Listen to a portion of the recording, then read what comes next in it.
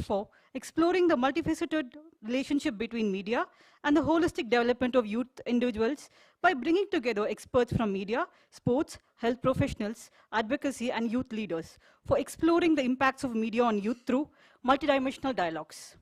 By introspecting the ways in which media can promote healthy behaviors, mental wellness, and active sports participation, the panelists shall bring forth the effective strategies to leverage media platforms for betterment of youth health and well-being. They shall also delve into understanding the potential challenges posed by media and develop counter-narratives and initiatives that mitigate their negative impacts.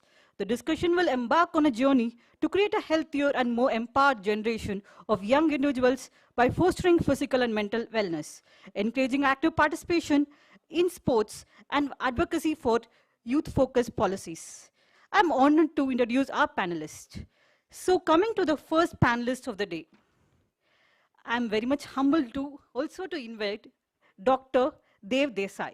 He has completed his MBBS from AIMS, New Delhi, MD from PGIM, Chandigarh, but he very humbly describes himself as pediatrician by qualification, writer, poet, foodie, eternal student, and above all, a proud Bharatiya with a keen interest in learning from the glorious past to improve the present and aim for reinstating Bharat as Vishwaguru.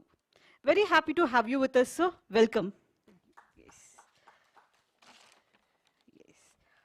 And next I invite Dr. N. Usharani, former professor and dean of Faculty of Arts and an ICSSR senior fellow in the Department of Journalism and Mass Communication in University of Mysore.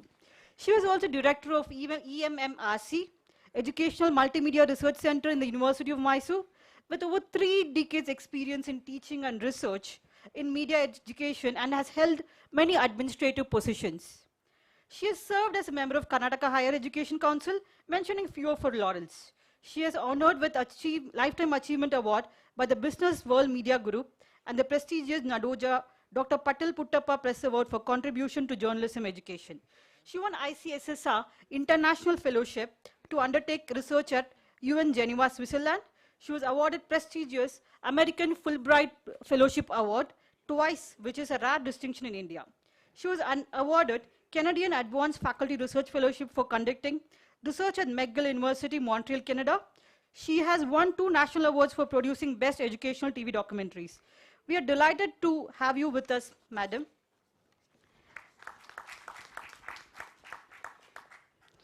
Next, I would like to invite Shri Jayant Kula.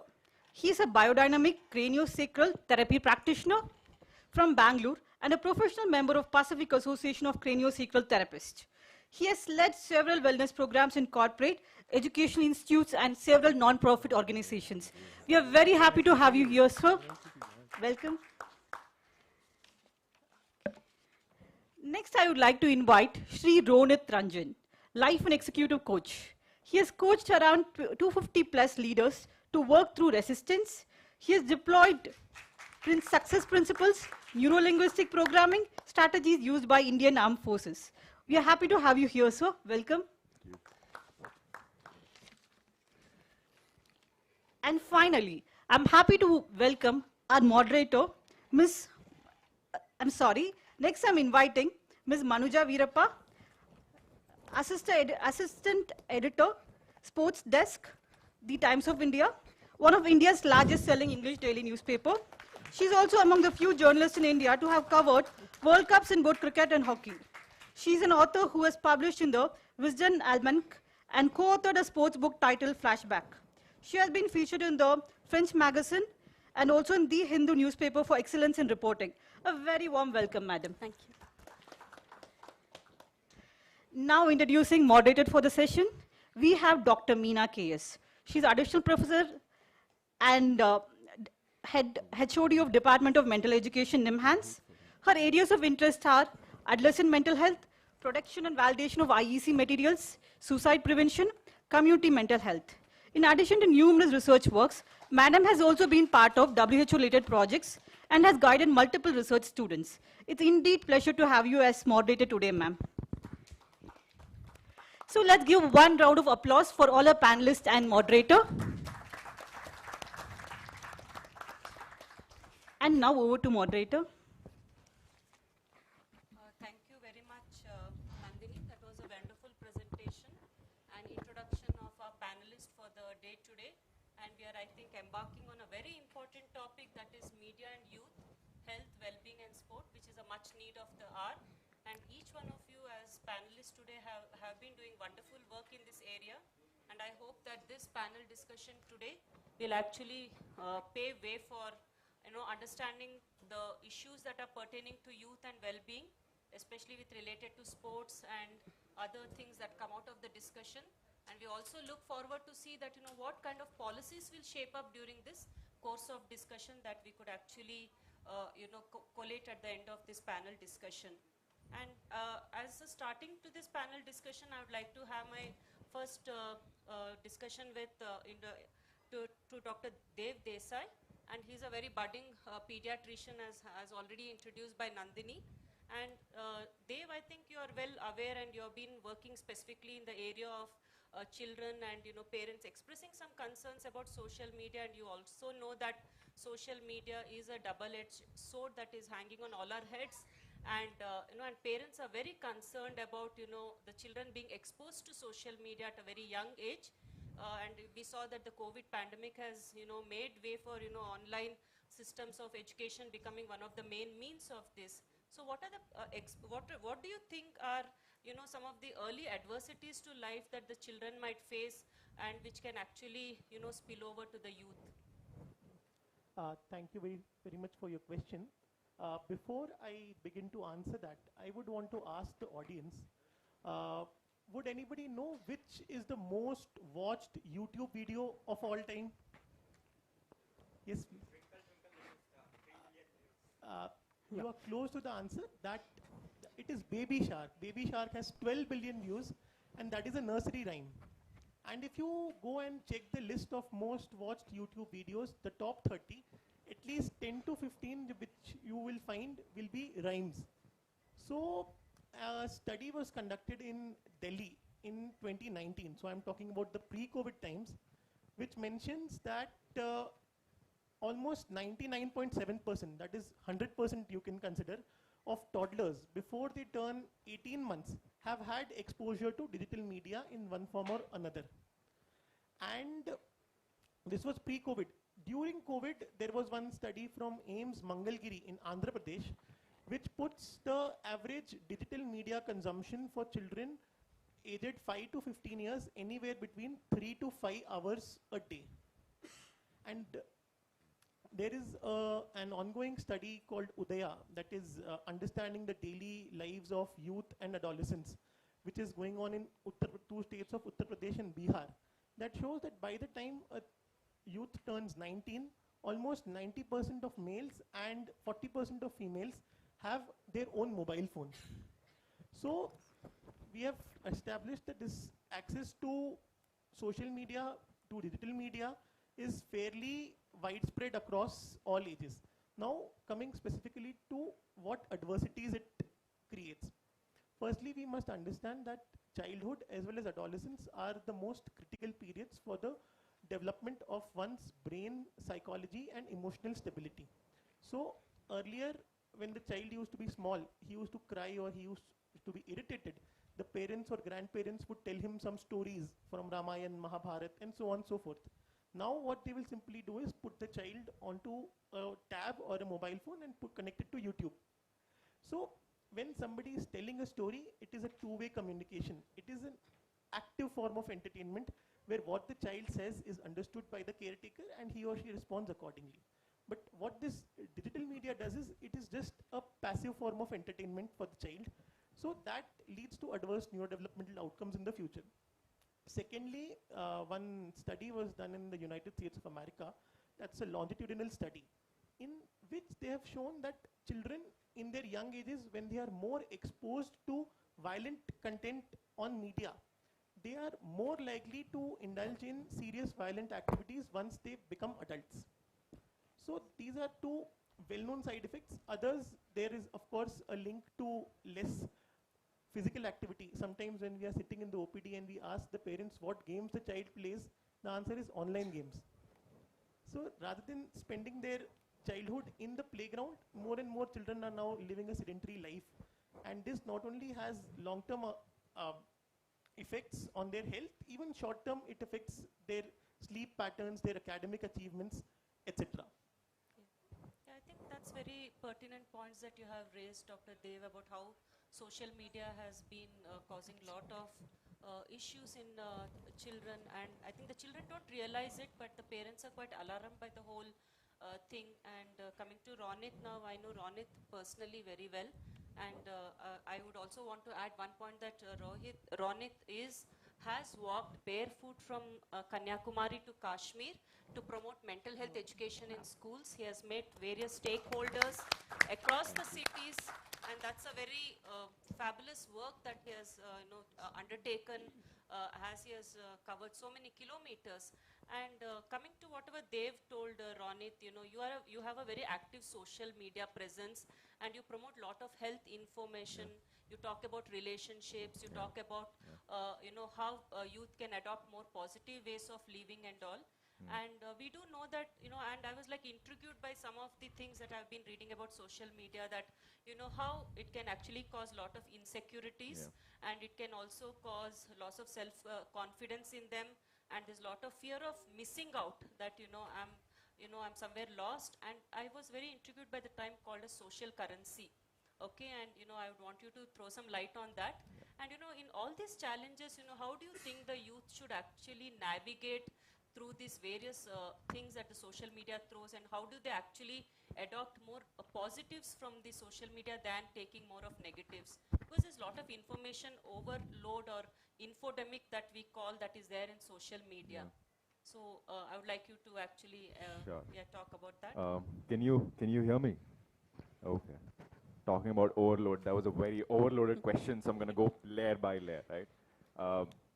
Last week I was just traveling. I came to Bangalore today, and I was in the mountains up north in Rishikesh, beyond Rishikesh.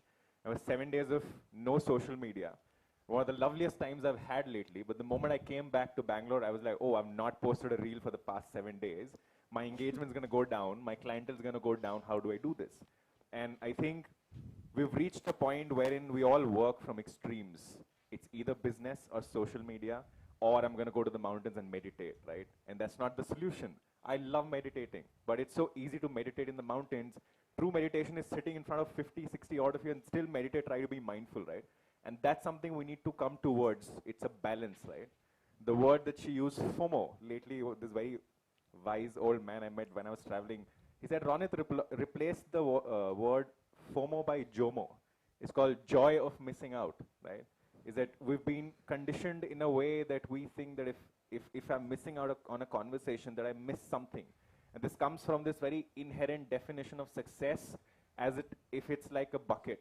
We all think, and social media has given us that sort of image that success or recognition or social currency is a bucket. And if I take this, I take away something from her. And that is why we keep fighting towards snatching each other's currency, because all of us want to look cool and good, right? And all of us want to gain validation.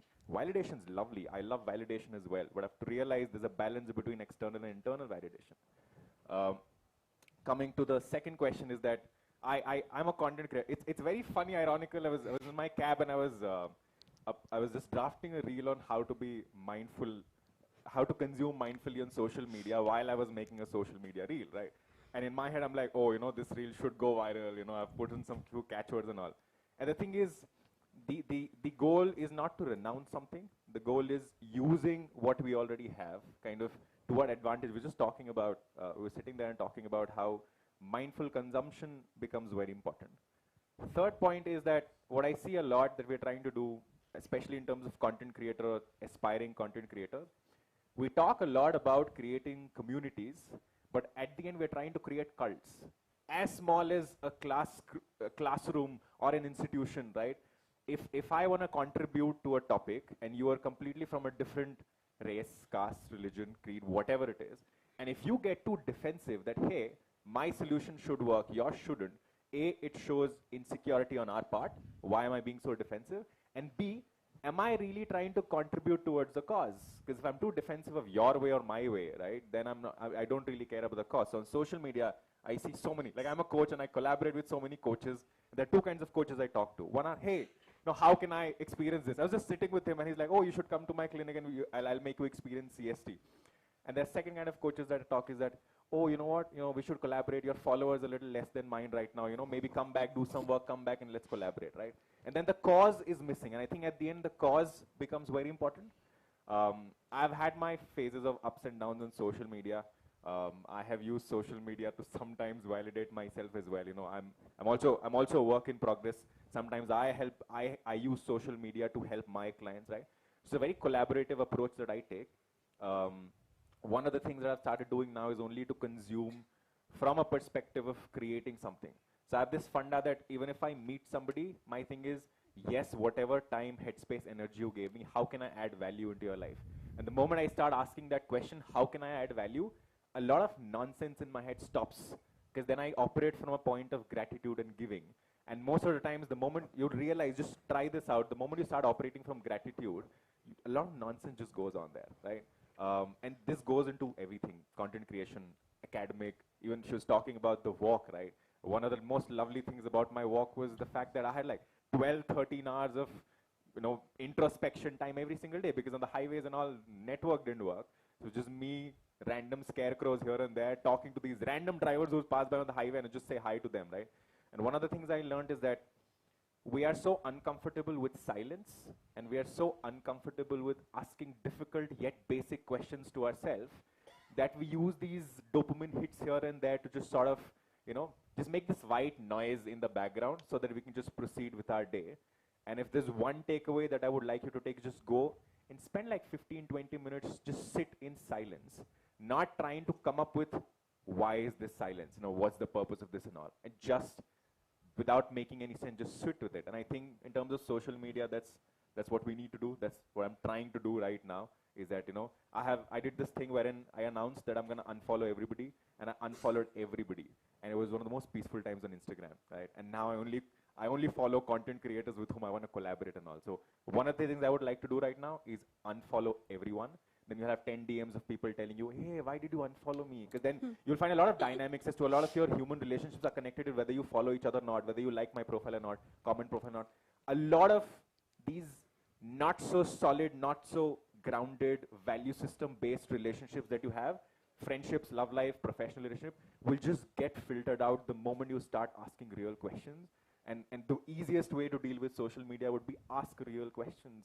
Same goes with friendship. One of the most basic exercise I do is that I make my clients write down all people that they think they are their friends, be it social media, personal life, and I ask them to start asking random questions. When was the last time they were there for you? When was the last time you were there for them? Do you want to be there for them, right? And all of that. And then you'll start striking off names. And you'll realize most of your friendships are just conveniences. Most of your friendships are proximity or timeline, but time or proximity does not equal success. And the moment you'll start asking basic questions in every part of your life, you just declutter a lot of things. We already have all the information in media that we need right now on social media and print media. We just need to remove the litter. And my only appeal to you would be just let go of the litter that you have around. I think that's the first step. I think that's wonderfully told, Ronit. I think you very beautifully, spoke about, that how one should actually be more mindful and, have, and, you should be able to find peace anywhere also. And I wish there were some textbooks written about this, because many parents ask, like a lot of content creators and so many people talk so good things, but if I want to download something, there's absolutely no books or anything for that. This is where we want podcasts. Yeah, and I think that is where I'm feeling, I have my question to Dr. Usharani ma'am, that you have decades of experience as an academician, researcher and all ma'am, and among the current, if you look at this current media infodemic that is there, like where do you think, any media literacy programs are available for the media students to actually talk about this thing so that it reaches far and wide, about well-being or, youth well-being, everything about this.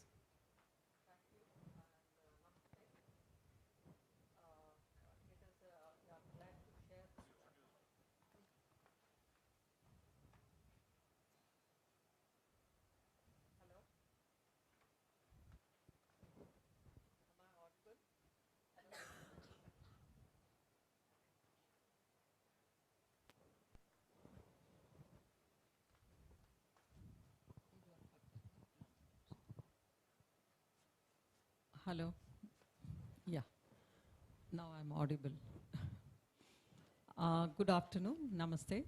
And I'm glad to share this platform to reflect on one of the very important issues bothering media, social media, as well as the digital media per se, and that is media literacy.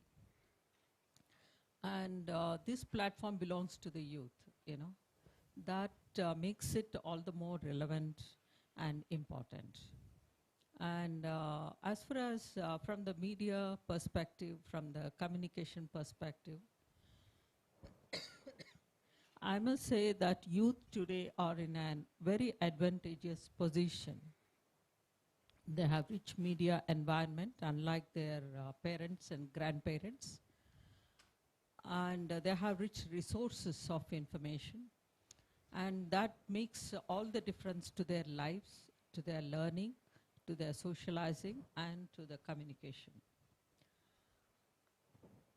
The issue here is our baseline survey. You know, I have been heading many projects, and in one of the projects we learned that social media, the youth, what is their behavioral pattern, media consumption pattern, as far as the internet, online media are concerned. And it shows that the primary source of information for youth is the social media, the digital media. Unlike television, which is again the primary source of information in India for adults, you know, for parents and grandparents still depend on television, not newspapers, not even radio, and it is television, that is a primary source, but not with the youth. Youth have their own, they have chosen their own source of, primary source of information. Our studies in communication reveal shocking statistics as far as the time spent by youth with the digital media. It is even sometimes they forego their sleep, you know, to be with the media. So it has reached such a stage where it has become part and parcel of the human body, you know. It is inseparable. It is as common as your breathing, you know, and you're not conscious of your breathing. And so unconsciously we are drawn to that, our youth are drawn into this media, and they have surrendered themselves to this media to the extent that they use this media 24/7. So this is the status. So there is a high choice of media, but when you take mass communication, it is complex. Why I'm here to talk about media literacy is mass communication comes with a lot of traps, and we have to educate the youth to keep themselves, to attack this, to answer this challenge, to meet the challenges posed by mass communication. But there is an irony here. Today, youth use digital media, which are easily accessible. Even children can produce material, you know. They can create media products, we say. So they can create. So it is so interactive.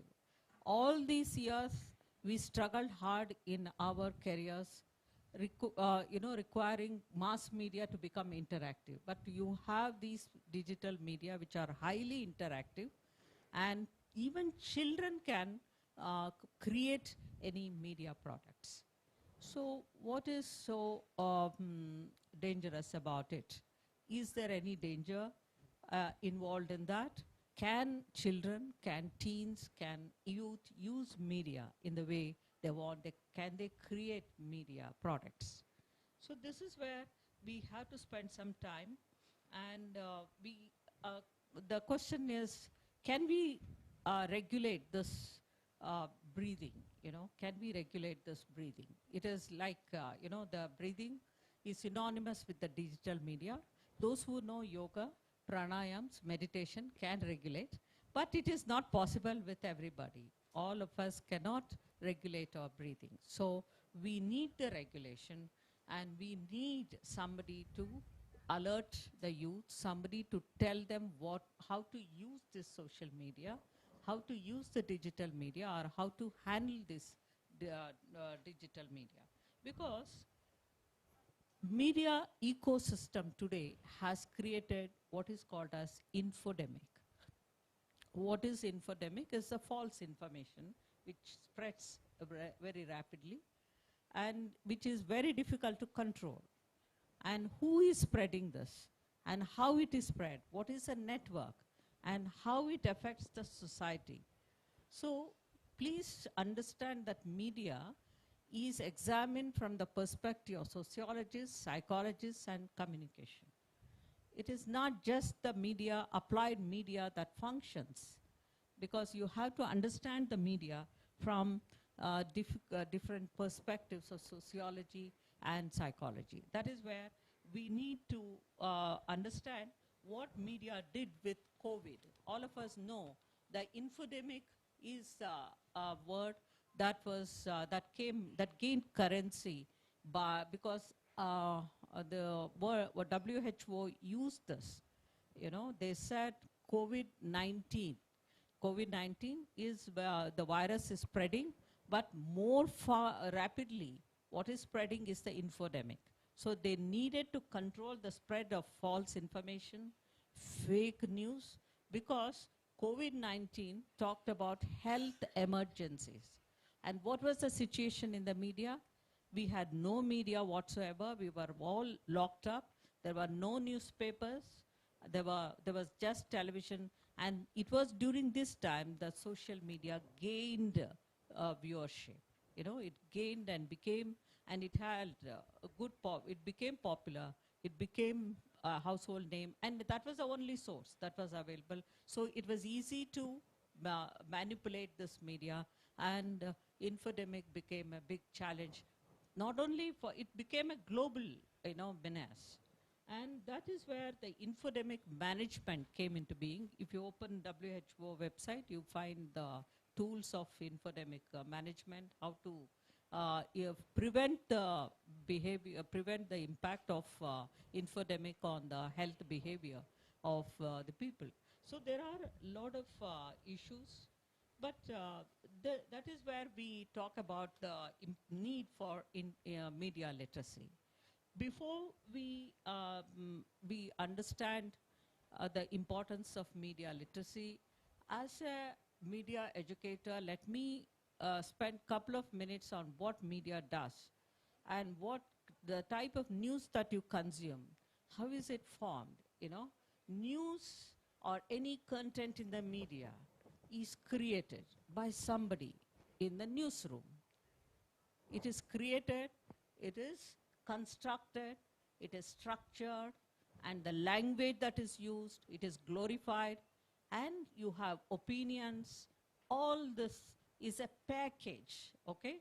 It is a news is a package. So you have to understand that it is easy to have an element of bias in the information that we consume from the media. So we say content is a king, but content, when it is biased, how to detect the bias, how to detect the partisanship in the news media.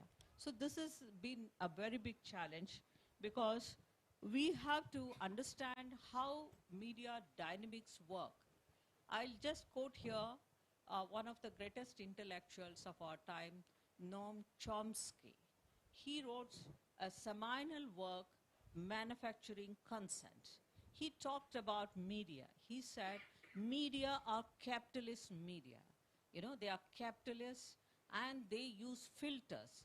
The news that you get are the filtered information. So he cites 5 filters, of which advertising is one, then ownership is one, then the third one is content. Then there are other issues with that, manufacturing consent. So this is where you have to understand that media is profit-driven. It just is there to rake in the profits. And public service, public interest is relegated to the background. So don't expect this. They don't correct the content. So you, if media products are being, being created by the people, or being consumed by the people, you have to understand how these mainstream media and also the information that the content that you consume in digital media, it has its own dynamics. And so it is very important to understand that how we treat social media. Yeah, ma'am. Media literacy is important. Am I running out of time? Yes. Okay. Just 2 minutes? Yes. Okay. The media literacy is nothing but understanding the media, how to understand the media content, how to interpret news, how to understand the pattern of information that comes to us, because mindlessly we share a lot of information. And reels, that is the rage of the media, of the youth, and we share irrespective of whether it is sensational or provocative or dangerous. So this is where media literacy, the importance, you have to understand it is nothing but developing critical thinking abilities among youth. You have to develop critical thinking abilities. Some thought should go into the minds of the people before they share the information. We share our lives, private lives, in public domain. So you cannot claim that you are into privacy. So the privacy is invaded completely in public domain, and you're open to all kinds of exposure in public domain. So it is public communication. It is public to public communication. So you have to be very careful in sharing the information. What you share is, so the youth have to be educated, and that is where we talk about media literacy. Media literacy is a full-fledged academic discipline today. It is emerging in India, and we call that as an empowerment tool. It empowers the youth to use the social media or digital media judiciously. I will stop at this because I have some more to share. If there are any questions, I will add to it. Yeah, and thank you, ma'am. I think I was really intrigued by the term that you used, was like public to public consumption. That was very, very unique thing. And, so true that it's happening like that. But I think there are many people out here also who are using social media for very positive way of actually, enhancing the well-being of our youth, looking at posting more positive content and all. And when we look at how the sports and well-being has been spoken of late, there are a lot of sports-related news that are there in the print media and social media also. And if you look at the realms of sports reporting in the media, it's a world within a world. Okay, the first few pages are full of various news, and then the sports news at the last two. And where do you think sports and youth and well-being can actually fit in those last two pages of any media, print media? Do you think that you need to have more of a space actually to talk about sports and youth well-being here?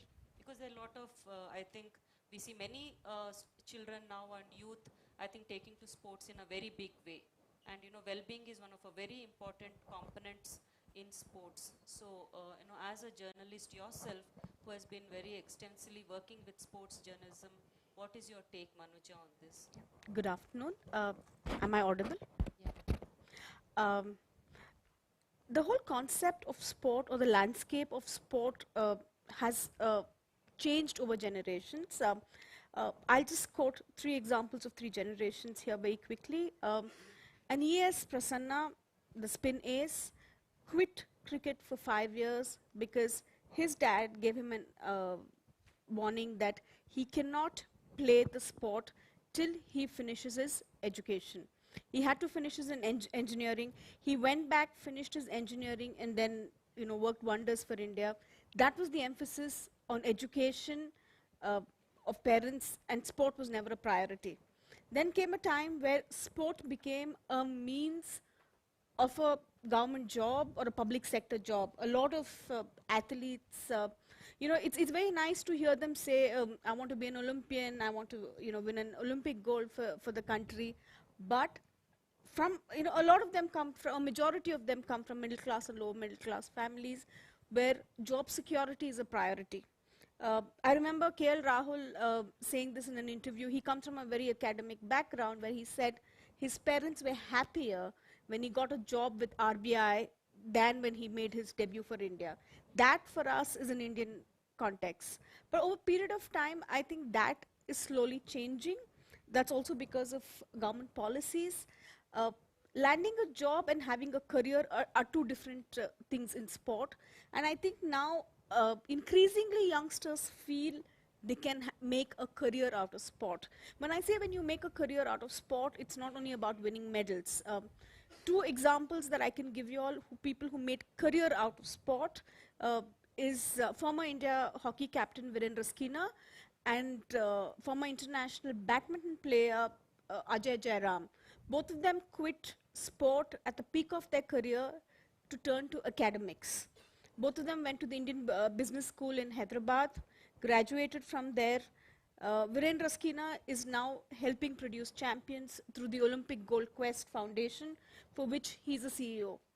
The perception of sport and having a career in sport has changed over a period of time.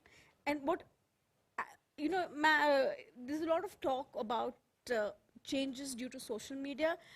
I believe the sporting narrative has changed due to the media. There are a lot of things, to be very honest, when I wake up in the morning, one of the things that I do is I check my official email. I can't tell you all the nasty emails we get in the morning because nobody cares if an IPL match has gotten over at 12:15 and you had to file your copy at 12 o'clock. So you barely got 2-3 minutes to send your copy, but those are constructive criticisms.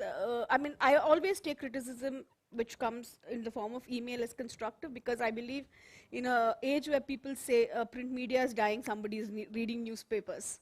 And if they're picking faults, which means they're really reading it well.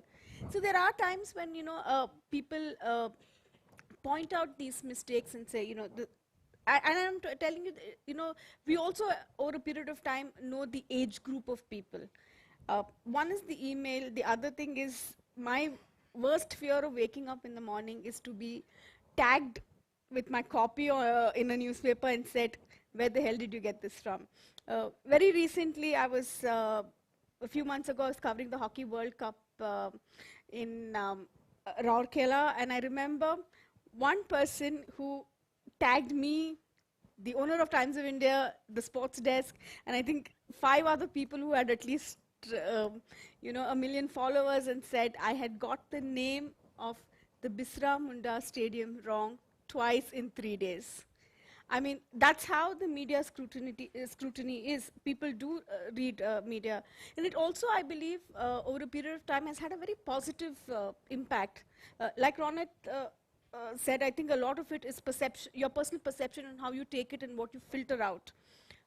One example I can give you all is recently the Karnataka team won the Santosh Trophy football after a few decades. And the then Chief Minister happened to have met them on the pavement. One of the end results was a lot of people asked, why did they have to go compromise on their self-respect and wait for the Chief Minister on the footpath? And this was a debate which grew on social media, where people said, understand the economic backgrounds. They probably went there with the hope of getting a cash incentive of say 25,000, 30,000, which probably will kit them for an entire year. Yeah, Manuja, and do you think somewhere that the sports, like you're talking about the sports and the youth, and also somewhere parallelly there's a lot of health focus also on sports, like we have health psychology in sports, or you have a lot of other academic, this one has actually creeped into sport youngsters. Like earlier it was not like sports personality had maybe a sports psychologist or yoga for sports and all, but we see actually now that lot of these things have integrated into the program for any youth when they take up actually sports and all. And I think, and maybe coming to Dr. what Jayant is working on is building up a very holistic outlook for youngsters and maybe even for the communities. And somewhere, do you think that such a holistic thing has to actually start at a very early age? Because many people realize it late in their 40s or 50s, that, there's something wrong, and I've just been adopting one way of living, and, somewhere I should embrace, different forms. So what exactly, what would you actually tell, when do we actually start adopting as, the youth should start adopting these things? At what particular age you feel is, the right age to, start focusing on my well-being and my health and all that? So thank you for the question. Am I audible? So I'll make it quite short because I know we are running out of time. Yes, yes. So I'll first start with the second question. At what age we should start? What do you think? At what age we should start taking care of our body? It's not about the age. It's right now. This single moment. We have to start right now. We are going through a lot of big changes happening in the world right now. And one big change and one big problem right now is the NCDs, the non-communicable diseases. And the top 4 NCDs today are cardiovascular diseases, cancer, diabetes, obesity. And mental health is one thing which is creeping in and just trying hard to come in the top 5, top 4. And I just want to know from you, do you know anybody in your close circle who is not suffering from any of these diseases? Anybody who has no single person in this room? Anyone? So there is one and a half person saying that, there is maybe I need to meet you outside and really want to know what lifestyle you are following. Because see, we have the statistics in this room. We hardly have people who are not suffering from any of this. This is the biggest problem the world is facing, not only our country. And linking it to the media, we all know most of the youngsters are glued to the screens. So now media has, like we mentioned, it's a double-edged sword. It is not that we can keep the sword aside and we'll not fight with it. We are glued to the screen. Earlier, few decades ago, a few years ago, people used to go out and play. Now, I'm sure that if you want to play a team sport, like maybe cricket or football, which involves 10, 12 people, you will not even find 12 people in your locality to go and play. Do you agree or not? Yes. So it's a challenge that due to media, due to easy exposure, due to the lot of data which we have, which is freely available, companies want our attention. And we are giving that attention. And if we are giving something, they are taking something, and health is one thing which is going away from us. But do we keep media aside and throw our phones and just take that non-smartphone? That is not the issue. That cannot be the situation right now. We really need to find a balanced approach where we use this sword for our benefit, not to hurt our own self. So holistic well-being is very important. Like I am working on a program, so I am the founder of Holistic Health Orbit H2O, which is working on these principles of holistic practices, where we are bringing in yoga, meditation, craniosacral therapy, strength training, Ayurveda principles, modern science. Everything is clubbed in. We have experts where we are going to youth and telling them that, we have to inculcate all these things in our day-to-day life. One very simple example, let's say this is a table. This is our NCD. Imagine this is an NCD. If I have to lift it, and it's not like, imagine it's a 500 kg table. If I have to lift this, it is not possible for me. But if I have Dr. Dev with me, I have Mr. Ronit with me, we have all the panelists, and all people from different experts, people from yoga, meditation, pranayama. And if we lift it, it becomes very easy. So there is no one way. We cannot say that only my way, highway. Like Mr. Ronit very nicely said that, we have to focus on the cause.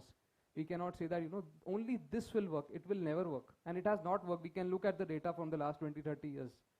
We need to collaborate, and which is where the word comes holistic. That we cannot do one thing. Our body is integrated. Everything in the body is connected to each other.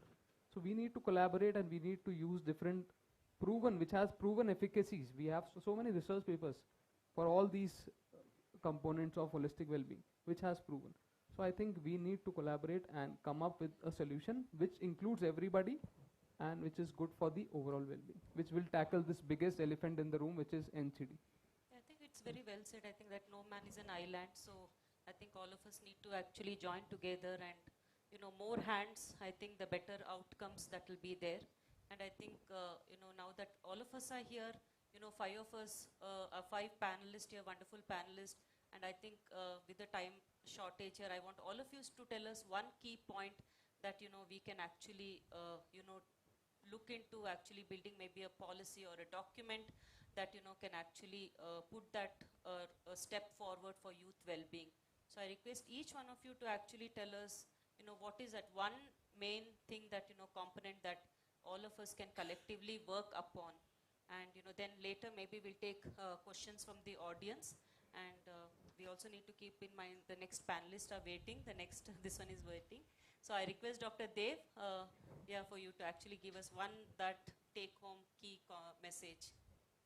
So coming to the recommendation, if any change has to come, I would call it a 3P model.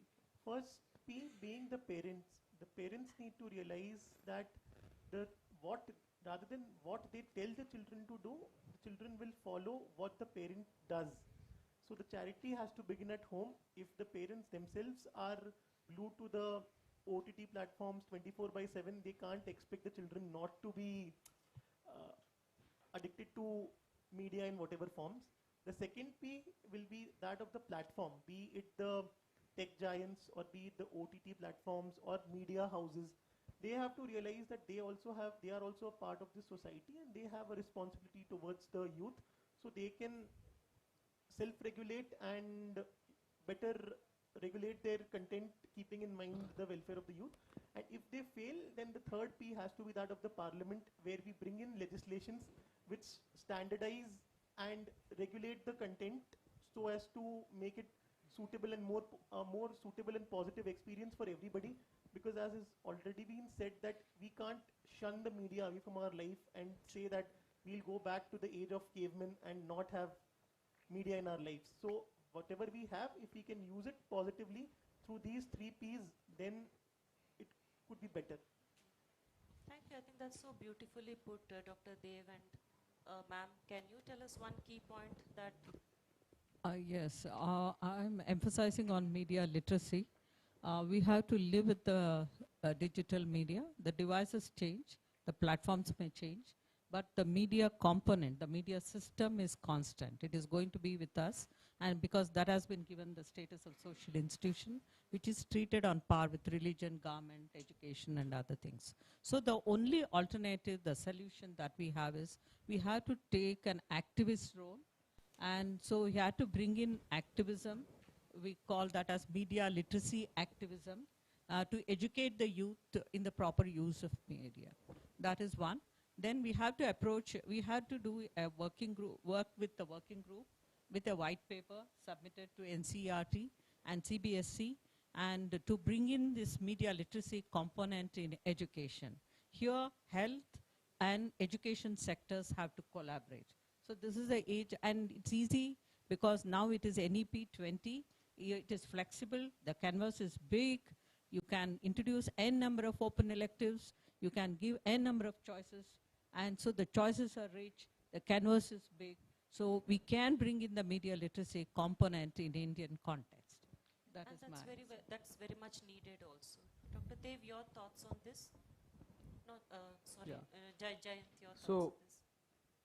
My thoughts on my fight against NCDs is, and because Dr. Dev came up with 3P model and they are working very hard for dealing NCDs in their hospitals, I would like to come up with 3M model. So 3M model is that, as India, we are a young nation and we need to do more. The first M is being more productive. We really need to do a lot of things in our life as youngsters. So first, to do more, you have to do more movement. Because of media, somehow we have had a very, very sedentary lifestyle. People are not going out. There's a lot of stats on that. So we have to inculcate more movement in our lifestyle. And second is very important to develop that focus to be in the present moment. Like for example, right now, everybody in the room is thinking that, after this I will do that, or maybe thinking of the past. That can only happen by being in the present moment, and being in the present moment can happen by meditation. So third is meditation. So do more productive movement and meditation, which is a combination of intense activity, being very dynamic to achieve things, at the same time being in silence, being meditating, being in deep rest. Both are necessary. Right now we are going through a times when we are not even dynamic and we are not even resting. So there is no point. So we need to be more productive by being more moving, by moving more, and by meditating. Practice makes one perfect. Yes. I think we should start practicing that. very Now, well. not Yes, any age. Yes, yes. Ronit, yeah. Yes. Am I audible? I love demonstrating. Munja, can you close your fist and show it to me? Yeah, close. No. Straight? Yeah. No, towards me. Towards you. No, One. just one. Just one. Yeah, Okay. that's it. Yeah. Yeah, why are you pushing? Resistance. Yeah. A defense mechanism, rather. Did I ask her to push? But she will push. So all talk is good, but I've seen in terms of people and my clients as well is that we talk so well, but the moment I ask you to change, you resist that, right? And I believe in terms of policy as well, I think we already have a lot of good policies. Yes, it's imperfect, yes. But I would rather have a 6 on 10 if it's implemented by everybody, rather than sitting and putting my head into, oh, what's 10 on 10? Let's sit and discuss what's 10 on 10. And I think we already have a lot of things. So the first thing would be just humble down a bit and do what you already need to do. A lot of us try to use not doing or denying as to escape from that. We go into, oh, what's the next big thing? What's the next shortcut? What's the next thing? The next policy and all. I think whatever we have at present works. In terms of the policy, first thing, something that I spoke in the previous summit as well, is that we need a mandatory integrated education system. We need to bring mental health, emotional health, social emotional learning, spiritual health, physical health into the curriculum starting from standard 6 to 8 in Indian schools. Children needs to be taught about these things. The second is we need some sort of all India association where we bring alternate forms of therapy and coaching and different sort of things that comes together. Like there's so much of competition, and I think we need to go beyond competition. We need to collaborate. I know therapy, you know coaching, you know something else, you know something else, he knows CST. Can we all sit together and again serve for the cause rather than which is better or not? And I think humbling down a little would be my first step towards a better policy. Yeah. That's very good. Manuja, what are your thoughts? I'll stick to grassroots, education. I think the concept of the PT period that we have in schools has to change. Physical education just can't be in that little box which says, 2 to 3, 3 to 4 in a day. There has to be a structure where every child has some physical activity. And there has to be a structure where a school says you do X, Y, Z activity depending on the child's interest. And schools going forward, I think the government should not allow schools without playground to function or give permission for schools without playgrounds. And I think that is what is lacking in many of the schools. Absolutely. When we go and see that absolutely zero. There is no lung playgrounds. space. Yes, there's no lung space at all. And I think this Y20 platform here with all of you panelists has actually, through our discussions has given way for many ideas that I think we need to document and need to submit this. And this is a very wonderful platform that we have every one of you here. And if anyone has any specific questions to any panelist out here, you can ask. Yes. Too many hands raising. How many questions can we take? How many questions can we take? Yeah, maybe 3 questions. The lucky one, the first one. The person with the mic. Yeah. Yeah. Yes. My question is to Ronit sir. So based on my experience, what I feel is mental health or anything in any illness with mental health is mainly because of something internal. Like if I have an internal lacking in my mind or something feeling of loneliness. So now there is a popular narrative that social media is one of the causes for problems in mental health. So what I felt during the lockdown is it's more of something internal, and the social media is just acting like a catalyst. Today it's social media. When social media was not existent, it might have been something else. So what are your views on this? And the second thing is, how can we strengthen our mind and make sure that there are no such gaps in our mind? Thanks for that question. Could you tell me your name? Rishikesh. Rishikesh. Rishikesh, what if I tell you you have green hair and I can see it? You have lovely green hair. No. But I'm telling you, I can see that. It's green. No, like it's something which I know. Okay. What would you think of me if I keep saying that again and again? You're being unrealistic. Okay. And now what if I tell you your yellow, this orange kurta is so shitty? It's not ironed, like if you've not like kind of groomed in and all. What would you think of me? You're just voicing out your opinion. I would respect that. Okay. and that's a lovely answer. That was what I was coming to. And what if I keep saying that again and again to you? And what if everybody else around you keeps saying that again and again? I'll feel something. I'll take that into consideration, and So this whole taking into consideration is the point that I'm trying to make. It's not what I say that bothers you. It's what you say to yourself after I've stopped talking that bothers you. And that's what social media does. I am a man, I'm working on myself, I'm also insecure about a lot of things. And the moment I see something that triggers me, I go into the whole rabbit hole. So that is one of the reasons. Everything, yes, it comes from internal because that's what we're making external, right? A lot of times we go to external, try to avoid the internal. The problem starts with that, the solution is that. And that's why if you notice, all of the panelists has mentioned education and mindfulness, going within. If you identify the problem, fix it. And that fixing takes time. I keep telling people if a mental illness took so many years to grip you, give it some time at least to work on it. A one session or a 2, 3 quick 5 hacks to sort your life will not help, right? And this is why you need to take social media as a starting point to sort of figure out, okay, what can be done, and then dive deeper into education, dive deeper into experts, and then take that journey forward. I think that's a more integrated approach. It's not an enemy, it's how you use it.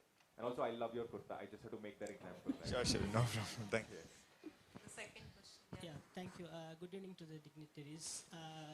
So now I have learned Who's your from question addressed to? Yes. My question is we are discussing about micro level where individuals, and I would like to bring more on to the policy level. Like recently, UN General Secretary was very concerned about digital platform and integrity into informations. Where misleading and misinformation was passed out around the world, and data access regarding this, it's skewed towards the United Nations report, and especially in US as well as in European Union. So now it's an AI revolution as happening around the world. So I can say that it is actually pushing the families to move around for their financial source, things like that. So in that, obviously we have to be in the social media to connect with ourselves for any reasons, education, resource, knowledge, anything. So how the policy level that we can face this challenge to prevent ourselves, harming ourselves. I'm just talking about macro level. Who is your question to? Yeah, whom is Any the question? experts that I would like to. Jayant, you would like to answer his question briefly? I think I'm not the right person to Dev, answer this yeah, on the Dev. policy level. Actually, the question was, what I understood of the question was that how can we make a policy at a policy level make a difference to prevent self-harm? That is what I could make of the question. Yes, sir. How the policy level, how we can work on that, which is the using of social media and misinformations that is harming us. How we can work on that to face the challenge, despite of having self-regulation in the every digital platform. That's my question, sir. Thank you. So we must first remember that we are sitting in a democracy where everybody has a freedom of expression, and why social media poses us more challenges is because there is the option to say some things under the garb of anonymity. In the good old days, if somebody gave a statement in public, it would be out in the newspapers tomorrow or in the media the next day, and he or she would be held accountable for whatever he has said. But nowadays, under the garb of anonymity, and there are bots and other things, people are saying a lot of uncharitable things and getting away with it. So one way we could go about regulating this would be that we make it difficult for anonymous accounts to exist. The one potential way could be that to drive a car you need a license. To open a social media account you must produce some documentation to show who you are, but then a lot of people from the privacy side might have objections to that. So we need to think and deliberate and discuss about that, and maybe come up with something which is in the middle path. I think, thank you, Dev, that actually answers your question, hopefully, and with the time constraint that I would like to actually close today's panel discussion. Thank you, panelists, for the wonderful interactions that happened today, and hope all this will actually, bring out some changes and, put forth some suggestions for bringing, some change in our youth for the well-being and even in sports health also. Thank you very much to each one of you here. Thank you.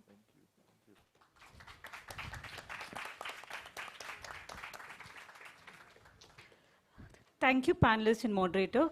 Like Dr. Usha Rani ma'am beautifully said, we youth are in a very advantageous position, and everything boils down to the need for youth to develop critical thinking, integrity, principles, which in turn lead to ability to make right choices. Thank you, moderators and panelists. And I would like Dr. Badri, Associate Dean, Behavioral Sciences, to hand over mementos to the moderator and panelist.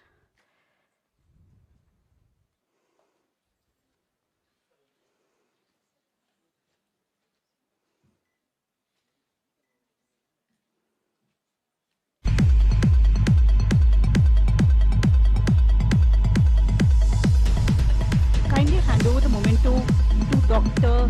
Dev.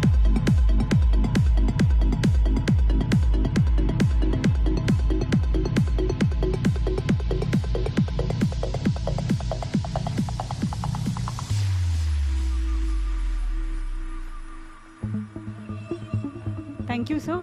And please hand over the memento to Dr. Usha Rani.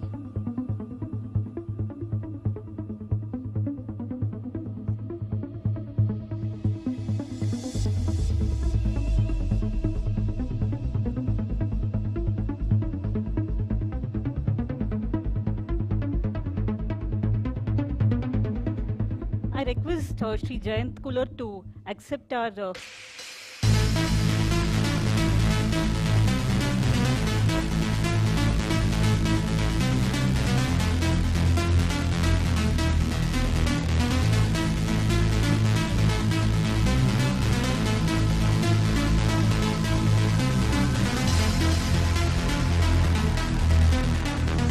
I request Sri Jayant Kular to accept our token of thanks.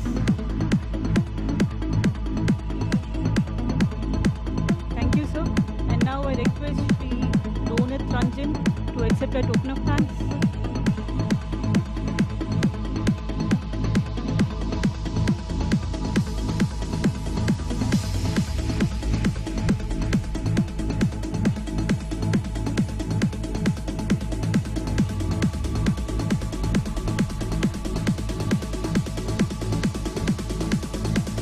Thank you, sir.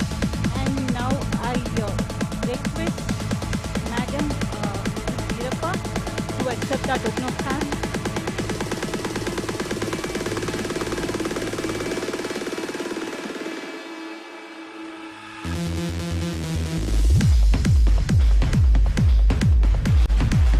Thank you, madam. And now we request Dr. Meena to accept our token of appreciation from being a moderator for the evening.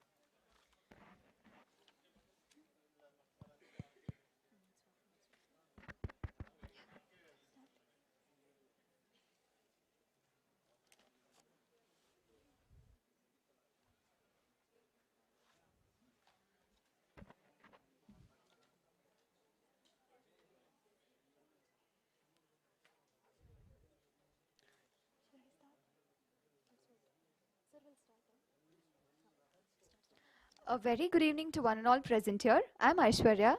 And I am Dr. Shikha. I am honored, we are honored to welcome you all to this panel discussion. Martin Luther King once said, life's most persistent and urgent question is, what are you doing for others? Which did not just represent about the charity, but the volunteerism that happens and starts at childhood in most of our homes. Youth volunteerism plays a key role in community engagement, which is one of the priority areas in National Youth Policy 2014. Youth volunteerism aims at encouraging youth to participate in community service and develop activities, especially in the most backward regions. The youth of India must have a strong sense of morality, responsibility towards their fellowships, especially those who are less fortunate than themselves. On these lines, youth of our country are volunteering for various community programs that includes health, mental health and community development sectors. The panel discussion would focus on volunteering experience, motivating to volunteer, positive impact on their well-being, their changing perspectives on the volunteer, contribution to the society through volunteering, their message to fellow youths and future youth on achieving good health and well-being through volunteering. The panel discussion will help the audience to understand the importance of their contribution to society through volunteering and thus have positive impact on their own mental health and well-being. So let's start by introducing our panelists for today. First up is Ms. Divya Lakshmi, who has a master's degree in public policy. She's currently handling the policy initiatives at the present office of Member of Parliament, Bengaluru South. She was also a legislative fellow of the Bangalore Action Political Committee. She initiated and developed a 2-month leadership program, Youth Can Lead, to build civic responsibility and empower young citizens with governance functions. She liaisons with colleges to engage youth in social sector. She has conducted sports festivals for government school children. We welcome you, ma'am. Our next panelist is Ms. Varsha Naveen. She's a psychologist by profession.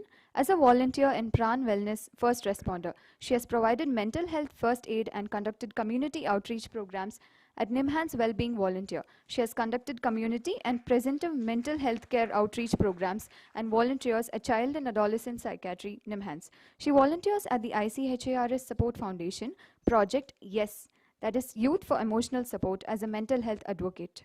We welcome you, ma'am. Next up is Mr. Guru Prasad, who is an engineer by profession, who has worked in various technical capacities across Karnataka. He is currently working as a project coordinator in Yuvak Sangha, Bengaluru. He is also a nominated panel member for the selection of youth volunteers in Bengaluru South for Nehru Yuva Kendra Sangathan. He is also the state convener of a project called School Bell, which is a project of campus2community.org. He is also a certified life skills trainer and has conducted multiple life skills workshops and sensitization programs at various schools and colleges. Our next panelist is Ms. Sumaya N. She's a social worker by profession. She's working in the area of mental health and women and region and writing articles on subjective ideologies. She has conducted a cross-dress ramp walk in Church Street with the theme Choosing Individuality, which received media coverage. She has been featured in an interview for Times of India in LGBTQ rights and problems faced in the workspace. She was invited in the UN Geneva, Switzerland to talk about women in war zones and sexual harassment against women. We welcome you, ma'am. Next up is Ms. Gulnar Kohli, who is currently pursuing her bachelor's degree in psychology. She has keen interest in volunteering in the field of mental health. She is a listening volunteer in the organization Sunona. She is a youth ambassador and mental health leader advocate at Youth for Mental Health and organization working for youth-based and youth-led organizations and community working for advancement of mental health through creative and impactful endeavors. We welcome you. Our next panelist, Ms. Bhavana Muralidhara. She's a lawyer by profession. She started her volunteering right from her schooling days. She was part of an initiative named Conserve My Campus, wherein she volunteered to spread awareness about the need to conserve electricity. She started an education and self-help group for children, where children hailing from less privileged section of our society could participate and get after-school support in studies and co-curricular activities. Nominated and appointed as the president of the Rotary Club of Banshankari in the year 2017. She volunteers for many NGOs to conduct training and teaching programs. As a lawyer, she has appeared in pro bono cases to help victims for cybercrimes and domestic violence issues. Thank you, ma'am. We welcome you. After introducing and welcoming our esteemed list of panelists, I hereby have the opportunity to introduce the moderator for this session, who is Dr. E. Arvind Raj. He is currently working as an additional professor in the Department of Psychiatry Social Work, NIMHANS. His areas of interest include community mental health functioning in persons with mental health and volunteerism in mental health. We welcome you, sir, and we hand over to you for moderating this session. Thank you. Good evening. Am I audible? Yeah. Good evening. Sorry for the late start of the session, but we know, like always in any of these kind of programs, it happens. But it is my pleasure to welcome you all, the delegates from different parts of the world and the country, as well as delegates from NIMHANS, as well as the panelists, who are that young lot who's so enthusiastic to volunteer. We talk about different sorts of altruism. Actually, volunteerism is something like a pure altruism, because altruism, working for the welfare of others, it can be something like, reciprocal altruism. If I do something to him, probably after some time they might do something to me. That is something called as reciprocal altruism. And there is something called as cultural altruism, where, for my own culture or for my own group, and then kin altruism, where I do things for my family, donating, the kidney, all those stuff. It's more of kin altruism. Whereas the pure altruism is something to do with this volunteerism. I do not expect anything back, but what is that I'm doing it? Probably you would have heard about the background of these panelists, though their professional background is something different, starting from social policy, lawyer, and engineer, social worker, psychologist. They're all coming together under this banner of volunteerism. I think, I'm sorry, I might, make it as more of a rapid panel discussion rather than panel discussion as such. And please do not mind if I stop you in between. Let's cope with the lag in the time. So without delaying much, having known the background of your volunteer work, I would like to know from you, what is that initially has motivated you to get into volunteerism, probably. Okay, probably I can start with the lone male panelist, Guru. Yeah, it doesn't mean that, there are less male volunteers and more female volunteers, but yeah, as a lot they have come this way. This is just a random thing. So let's start with Guru. What actually motivated you to become a volunteer in many aspects what has been discussed? Yeah, please. You can use that mic if you want. It's there. Yeah. Good evening, one and all. Basically, my background is something I moved into this social field because when I completed my graduation, I came for one training that is NIMHANS conducted. It's called US Pandana, some department, epidemiology department. They designed one program called US Pandana. So after completion of my graduation, I joined as a volunteering in this forum to do something for the youth, something called as US Pandana. I heard about something is there. I want to find some kind of service kind of thing, activity is designed like that. I went through it. I joined for this program, and after completion of some training program, we need to go, they given some targets to work with community. So in that case, I went for the field intervention. So we got to know what is the real problem in the society. Where that time I got to know how people are facing some simple issues. So it comes under in any set of background like education, mental well-being, health, like that. So that time I got to know about some social problems, how simple things is some challenges So for the. probably looking into that social problem itself has motivated Yeah, you? yeah. Okay, fine, fine. I take that point. Can we move to Divya? Yes, please. She is from a social policy background, studies as well. Now working with member of parliament. So probably we can ask her what is her motivation per se. Yeah. Thank you for that. So my volunteerism journey started very unexpectedly when I was in my final year of undergrad, that is BCom. During that final year, there was this inner voice in me, subconsciously pushing me to do something for others around me. I feel like I was missing out of that space where I have to contribute to someone, contribute to the contribute to the outcome and prosperity of the other person around me. So when I realized that, I took a year off to explore that horizon. And that is when I went into volunteerism. It was started off very simple. I started helping out my maid. I started helping out a street vendor who sells flowers, who sells vegetables. I started helping out my garbage collector who are called Paura Karmikas. And while I was doing that, I understood the impact that as a single person I was creating. And that led me to work with a lot of NGOs.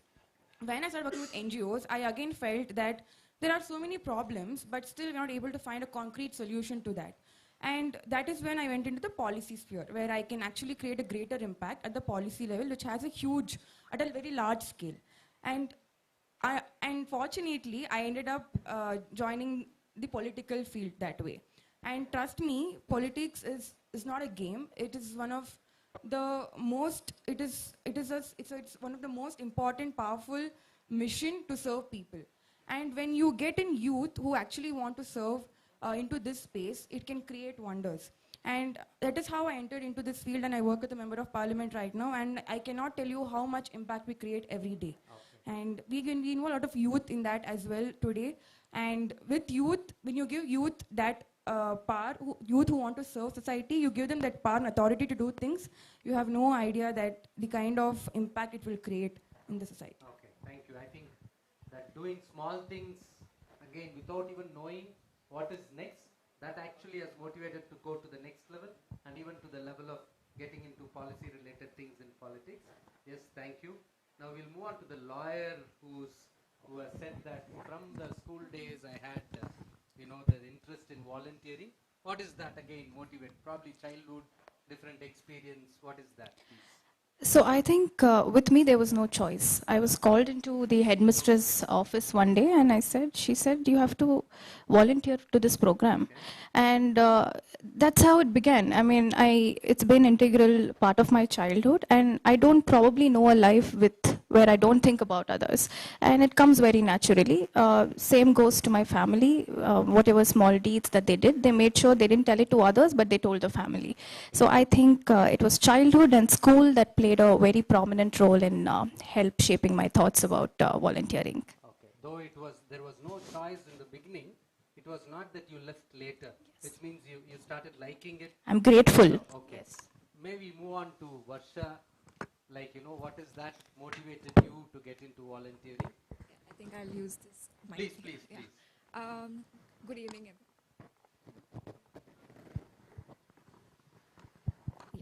good evening, everyone. So I'm Varsha, and I think the long list of things that I've done have only been recent. For a long time, altruism and the word volunteering to me just meant donating on websites of NGOs. And that is where my definition of volunteerism and being altruistic stopped. But then I started, and I'm going to be very brutally honest here, I knew that I had to contribute to society, but I didn't really know how to do that. And the first time I really looked into it was when I was applying to universities abroad, and they really emphasize on volunteering as a key aspect in your academic career, which I think is lacking in India, but that's a different point. And that's when I started looking for places to volunteer. So my volunteering journey started with a very selfish reason, was because I wanted to benefit from the experience that I would get. But through volunteering, I've seen the impact that it makes in the lives of the people that we directly volunteer with, but also the snowball effect it has in the communities that we are volunteering in. Okay. And in fact, that is some important point which everyone has to take it up nowadays. It's a trend for college students to get into volunteering, to get that certificate, and then so that I can get into higher studies, I can show it up. Probably, I appreciate your honesty, but that's what I say. Volunteerism, through volunteerism or having altruistic ideas, getting into volunteerism is different. And while getting into volunteerism, developing that process of altruism is also, she is a good example of it. She is a good example of it, because not always everyone will have that altruistic idea to get into volunteerism. Somebody may be pushed, but at the same time, how volunteering itself creates that altruistic ideas in you is very, very important. Thanks for sharing that. Let's get into Sumaya, yeah? Sumaya's experience, yeah? Motivation. Hi everyone. Now that we're being all honest, and I heard that their way of navigating to get here. Let me be honest too. I am from a social work background, and our curriculum was designed as such that it was a course completion mandate for us to volunteer every semester. And that's how my volunteering journey began 3 years ago. But trust me, once I started working, I never wanted to go back to the classroom sessions. Because the kind of exposure, the kind of learning that you receive from the field experience was way beyond I could have ever imagined. And that was something that made me grounded. That was something that had given me a lot of exposure to actually understand the ground realities, wherein she was talking about the macro level of implementing things, wherein we were also put into the grassroots micro levels of interventions from tribal women and rural women and every sectors of every areas of the society where a lot of vulnerable population who have never been heard or seen. That is where I was placed, coming from a very privileged background, and then it was a very eye-opening thing for me, and that began, and there was not going back. Yeah. Okay. Last but not the least, still continuing to study, but again, she is pursuing a psychology compared to her who finished her with social work, where she said syllabus itself has. Whereas psychology, I don't think it has, but still, I keep seeing you, being part of our volunteer program, different volunteer activities. What's motivating you? So good evening everybody firstly. My journey started when the pandemic hit, that is in the year 2021. And over there I was selected as a young mental health advocate with Fortis.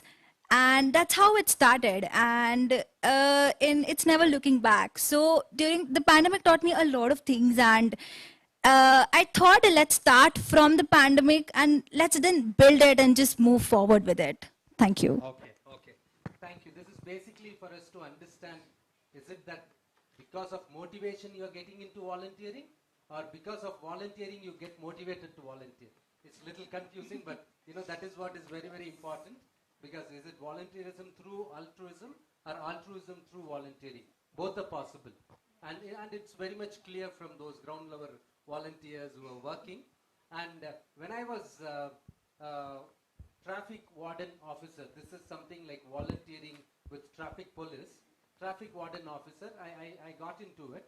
And then when I was standing on roads controlling traffic, some of these bikers would be talking to themselves, who's this yaar? I think he's a security guy who's helping, traffic people. Like as a volunteer, sometimes we feel bad, but also we need to understand how we need to overcome. The next day onwards, I prepared the small chits and then kept myself with the numbers of this traffic warden officer voluntary thing. And then whoever talks about it, there are some good people also who ask for it. I just keep giving it. And I could see a lot of volunteers who are coming forward through this number to join, traffic warden officers. Similar to that, have you all come across any sort of difficulties? I'm sure you're working in different fields. Have you come across any difficulties? If so, what are those? And how did you come across that? You can share one particular incident or whatever. I can start with her, because she's also working with LGBTQ population, which is not very popularly accepted by many. And you being such an youngster, how is that? What are the difficulties you face? Probably you can share that. And how did you overcome it? Yes. My major areas of work has been gender, and before getting in here, I have worked in various places, right? While I was working, I just wanted to share this one incident while I was working. So there was this place called Karnashaya Hospice Center, Bangalore. So that is a, like a hospice wherein terminally ill cancer patients are treated for their end of life care to be smoother. So there's no cure, and they will eventually, there's no cure. That's basically how it works. So we had to shadow the counselors. We had to come up with more engaging and fun activities for them to feel lively, like distractions and all of that, so that they don't focus a lot on their pain. So what happens when you keep going to setups like this is that you need to be very mentally strong, right? Because the next day you come, you might not see them. And that's when I got to know about the whole idea of empty bed syndrome and how it really affects you, that somebody you're conducting your casework with, and you start connecting and bonding, and before your casework is over and before you get to know the complete story of that person is not there anymore. So that really was very hard for me as a person to keep going back to the same place, expecting them to not see again.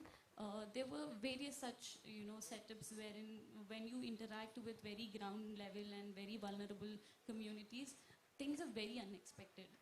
The outcome, you never know what it's going to be, right? So the unexpected nature of the work itself is a difficult and thing. it's very emotionally investing work that we do.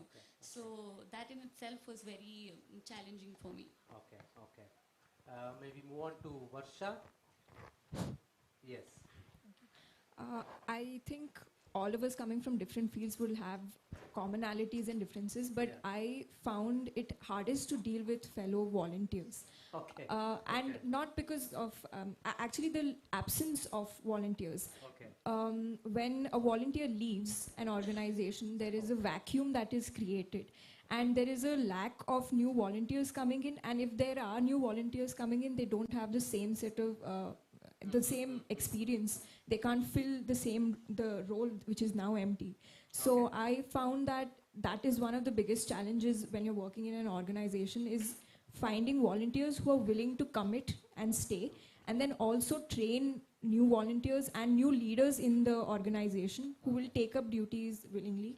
Another small challenge that I think is common to volunteerism is that there is a diversity of their expectations. When a person joins volunteering, they might, person A might have a very different set of expectations, the outcomes, than person B.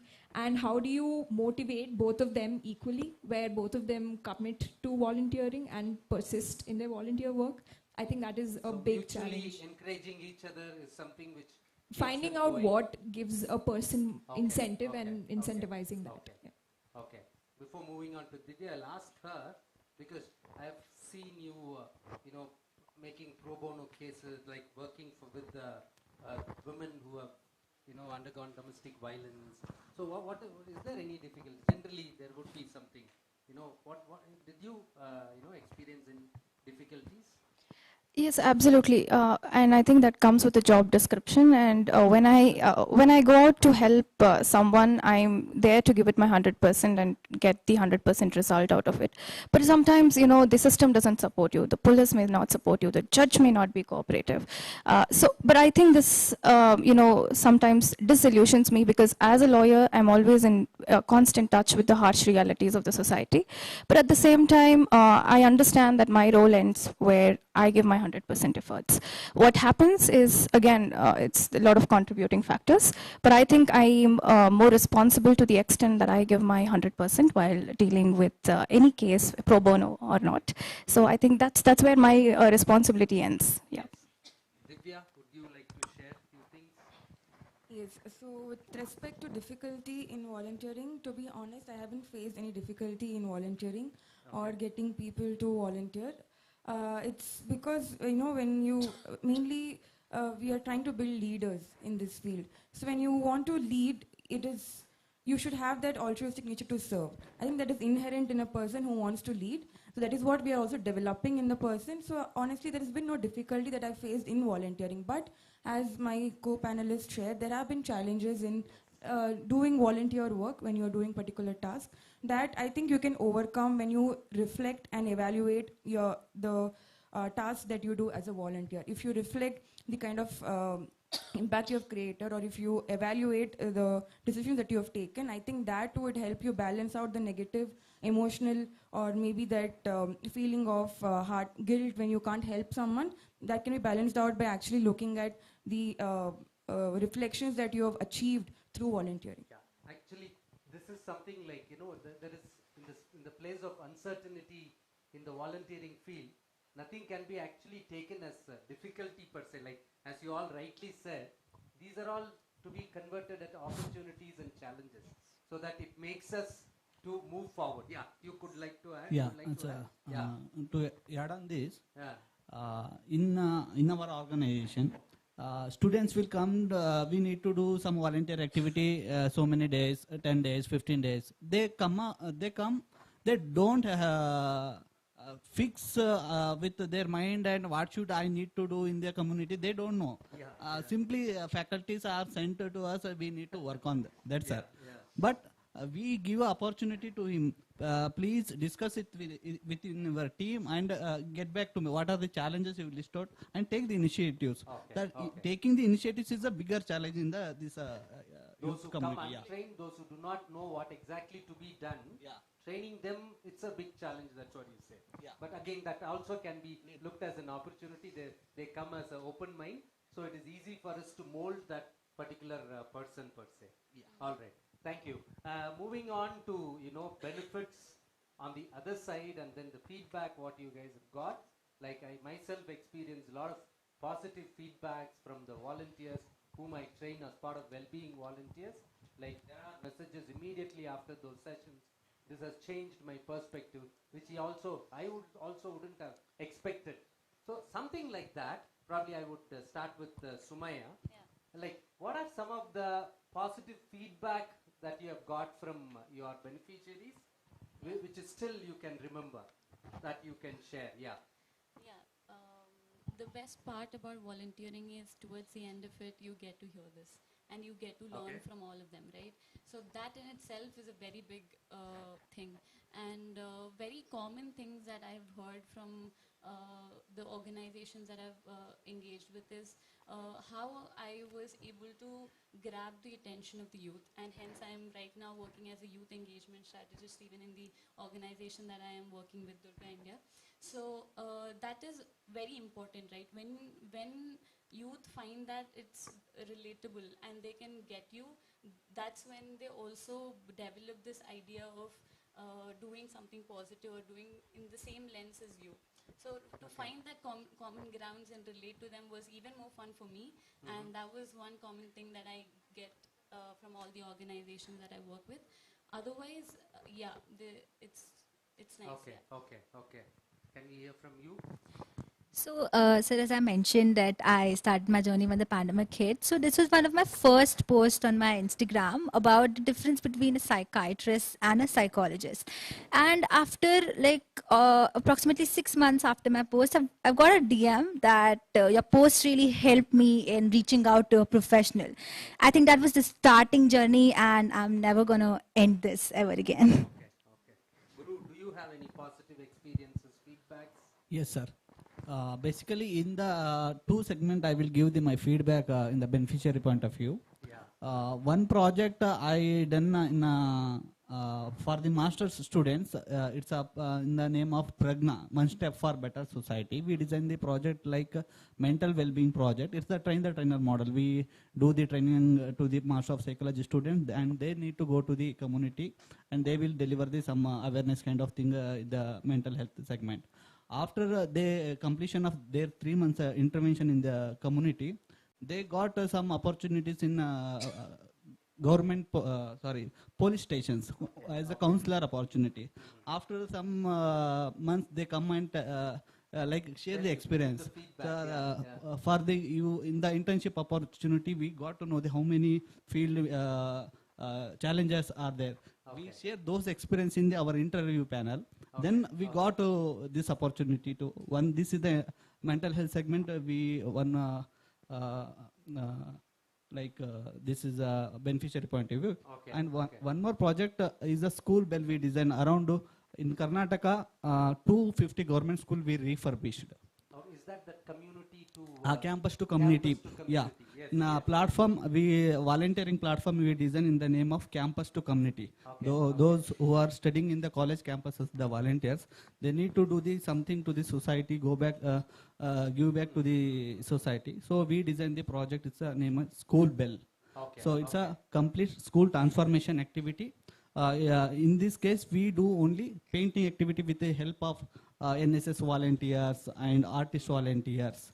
After completion of the 2 days painting activity in each school, the students' smile and parents' opinion after this completion of the activity and increase in the number of the enrollment ratio. These are all the positive impact. Yeah, thank you. Divya, I think you are training a lot of youth in the leadership and other things.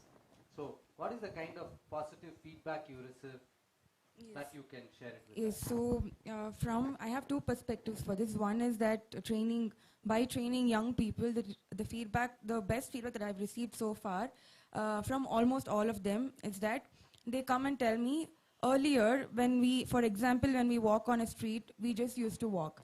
But now we are finding problems and trying to get them solved and also solving them, working with the authorities. So that is the best feedback I've received so far, and I'm so proud to say this because it's easy to identify problems, but when you create problem solvers in this society, especially with youth, I think that is something that everyone has to be involved with. Second perspective is since we work with the government, we work with a lot of government schemes. So with government schemes, what feedback that we get as a common feedback is that we just don't help one person, a beneficiary, we nurture a home. Any government scheme nurtures the entire family, and that is also a positive impact that government schemes create, which people are aware of and which are bridging through youth as well. Yes, thank you. Because it's always understood, like many a time, we need to understand this point. We cannot do everything what the world wants. Many a times we stop volunteering for this reason. But through volunteering, whatever we do is what the world wants. In the sense, we cannot do everything what the world wants, but whatever that bit we do, definitely that world will, require it. Please do remember, like for example, like what she said, what if I do the change, whether the world is going to change. We are not here to change the world. As volunteers, we are here to change the fellow persons and people around us. That is very, very important. So thanks for sharing your because of that positive feedback, which is very, very important. Probably that is also one of the factor which you all might agree that which keeps you moving towards, continue volunteering. And coming to the next part is more in terms of, what is that? So far we have discussed what is the benefit for the persons, beneficiaries. Let's each one of you, starting from Bhavna, let's share what is that you are getting, how is your mental health, how is your well-being is improved or has it come down? You can be open, you can just, quickly, you can take less than a minute so that we can have the whole, all of the participants talk about it. Yes. So initially, I think when I started out, it was the feeling of validation, of happiness, joy that, I was doing something. But of late, I realized that, when you volunteer, you need to also detach from the results. And that has taught me to, in the true sense, what renunciation, the Indian philosophy, again and again kind of states that you need to renounce from the effect of your actions. And I think that is something that I'm inculcating very actively. I detach myself from the results of helping someone. And I don't feel happiness, I don't feel sad, nothing. It's a neutral. And I understand my responsibility ends with doing that action. So I think that's about it. Yes. So for me, it's basically like applying what I learn in the books, practically going out, and like it really helps my mental health to to know that what is happening and to end the stigma for ourselves. I believe sometimes we as stakeholders or we as budding psychologists, we somehow don't want to take help. We're like, how? Why should we take help? We are the one, telling people that you should take help. So I think that message all of us should take, that even if we are in this field, our mental health can get affected, and it's absolutely okay to take help. Thank you. At least you're open enough to accept that, yes, I might have mental health issues. I also need to take help. That itself is a benefit for you to have that understanding. Thank you. Yeah. Mine was a journey actually. Initially, I used to, like I had mentioned earlier, what we do is very emotionally investing work. And hence, whenever I used to volunteer, I used to take it back home, and I would feel bad about it.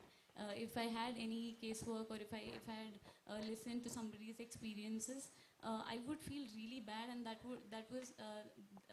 was to a point where it started affecting my own personal life and well-being. And then there was this one time when my professors, my HOD would have just come to me, and he was like, "There's one thing called keeping your professional life and personal life different and separate, completely separate, that you have to draw strict boundaries, that once you leave the field, it's just you and your space in your family or friends or whatever." So it's very important for you to have that. And hence, I think my mental health had affected, and it has been like a, I don't know, like it's been up and down, but I am figuring out and navigating to understand and learn how to not let it affect me. So yeah. That's very important in the process of volunteering. Yes? Yes, Guru. Yeah, coming to the part in the mental health. How is your mental health, what is the impact on your mental health? Basically, before coming to this field in the community service or volunteerism, we have a lot of emotion imbalance and those things. Once we enter this sector, and we got so many opportunities for the training, like life skill training and all, we get so many those kind of skills we added in our daily life. Now we are balancing all those stuffs. Okay, so you are able to manage yourselves better.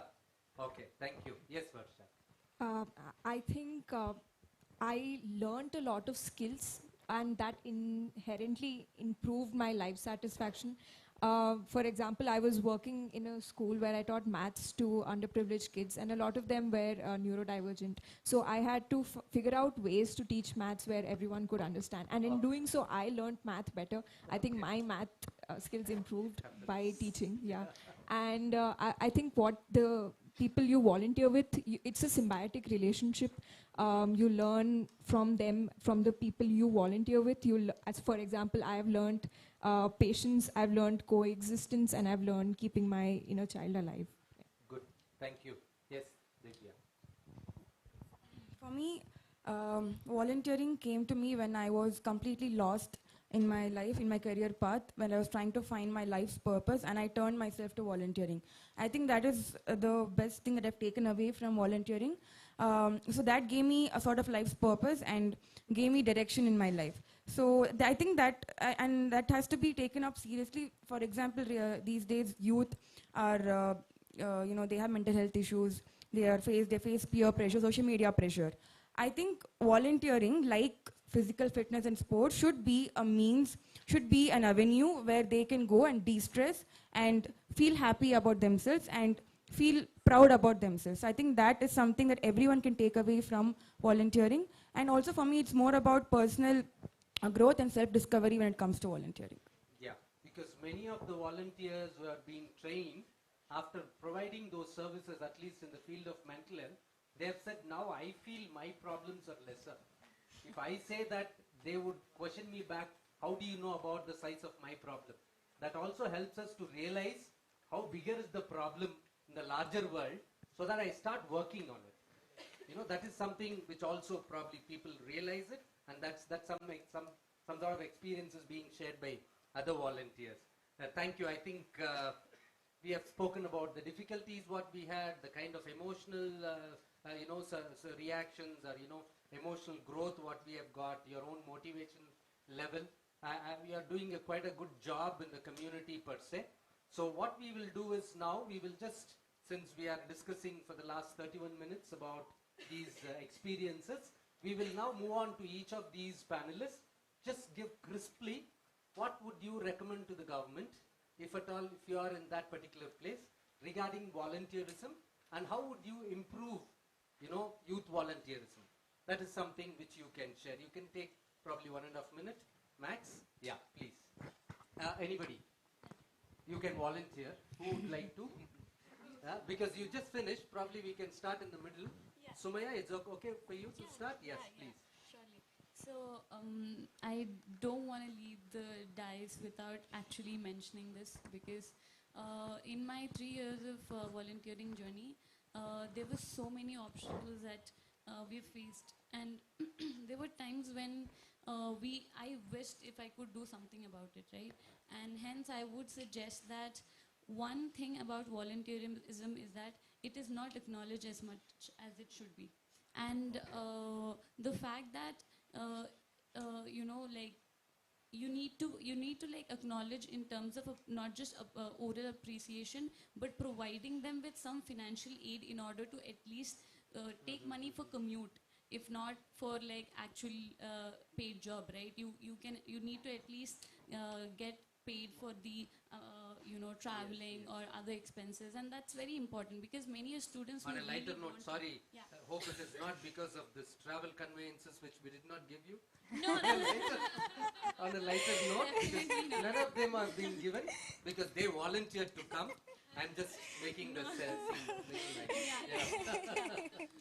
Totally. Yeah. Yes. So what I would like to say is that, and for me, as I am from a social work discipline, it was mandatory, right? It was a course completion mandate for me to have these many days of field experience in order to get my certificate or to get graduated. But I think it's important for every discipline to have a certain number of experience in their relevant fields, and volunteering experiences has to be made mandatory. And when I say mandatory, when it initially begins like that, you will grow up to love it, right? Like you have mentioned in the earlier, it's altruism, it's motivation through altruism.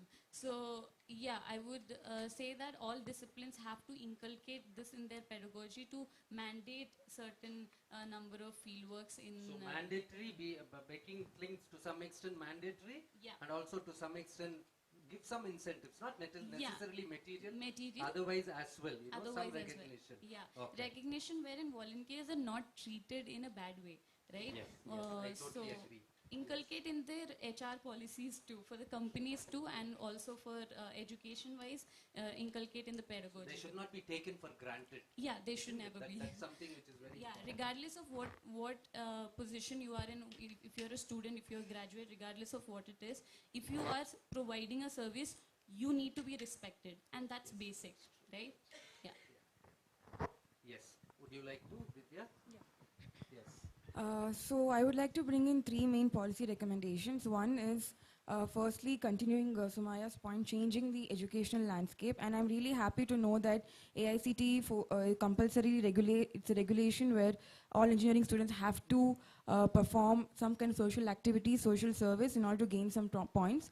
That has to start small. It has to start in schools as well, where it's a regulation where children are actually forced to volunteer. It might sound very it might be a force, but it has to be done. It has to start small. Not just schools, religious institutions, parents at home. It has to be made a compulsory thing in order to imbibe the true quality of altruism. Second is that building an infrastructure for volunteerism at a policy level.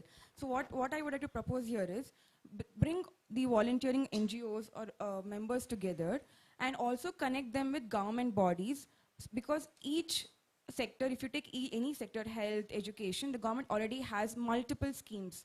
So when you get all these people together, the government body, the elected representative, and the NGOs and the volunteers together in one platform, you build a platform for that, and then I think we will achieve heights of efficiency in policy implementation. Also, all our ultimate aim of ensuring a better society.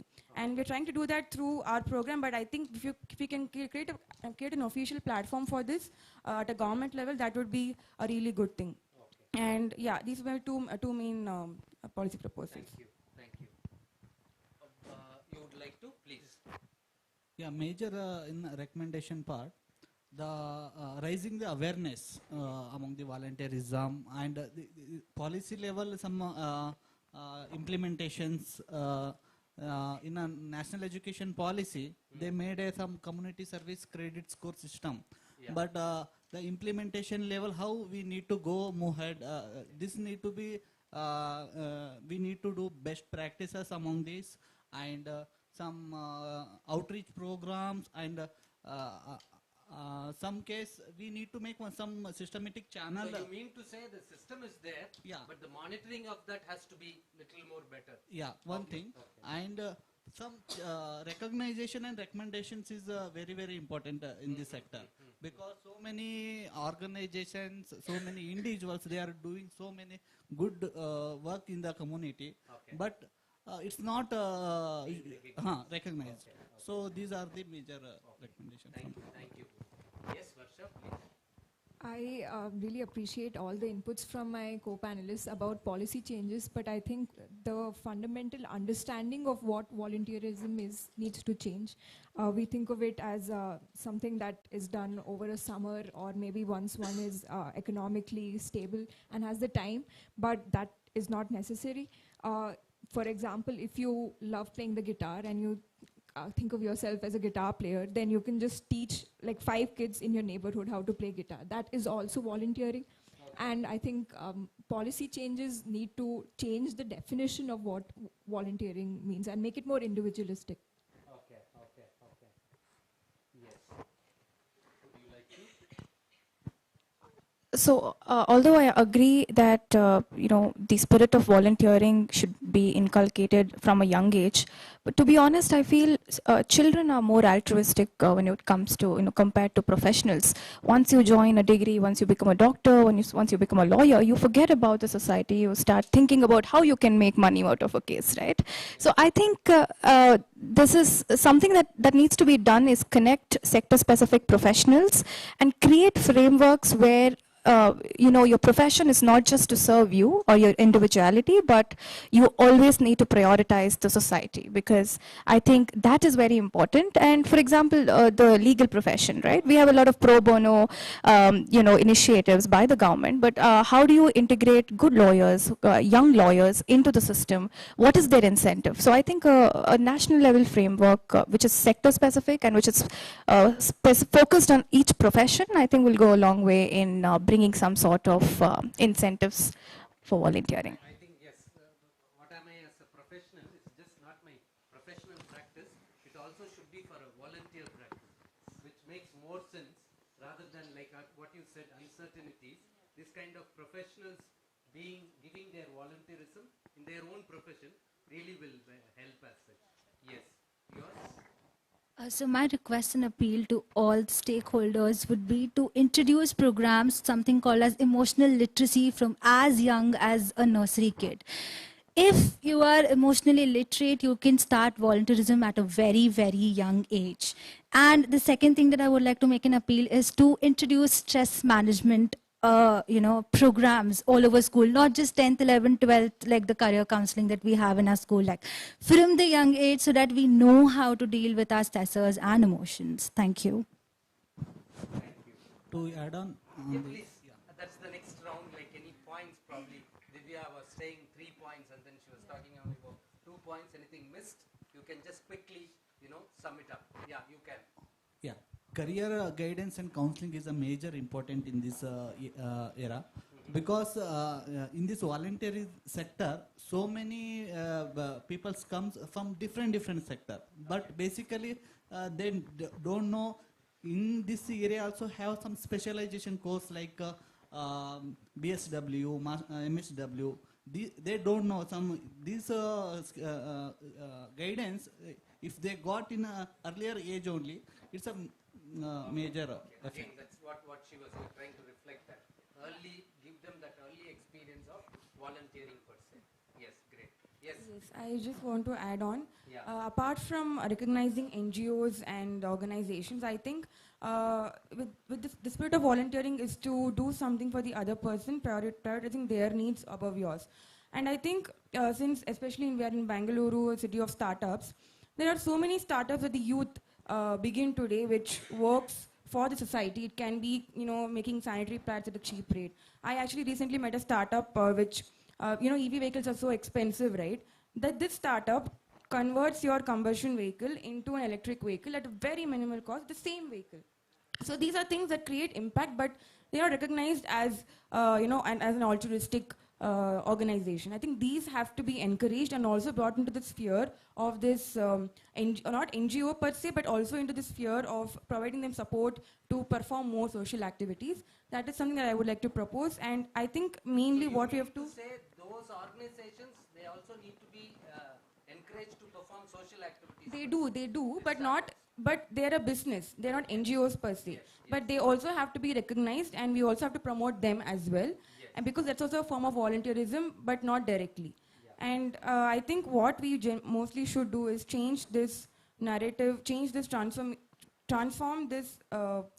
For example, youth these days talk about what we can get. We have to just transform their mindset into what we can give. If we can achieve that, I think we have achieved true altruism, and volunteering is the only way to do that. And in fact, that adds on, what I get it, rather than that what I give. That's the last core component of mental health. What is your contribution to the society? The moment when I contribute more, whether the society changes or not for that, for the betterment of my own mental health, definitely it also increases your altruism. At the same time, it has an impact on our positive mental health per se. Yes, that's well said. Any other points to be added? I don't know how right it would sound, but then when you told Doesn't about matter, that, you can say, yeah.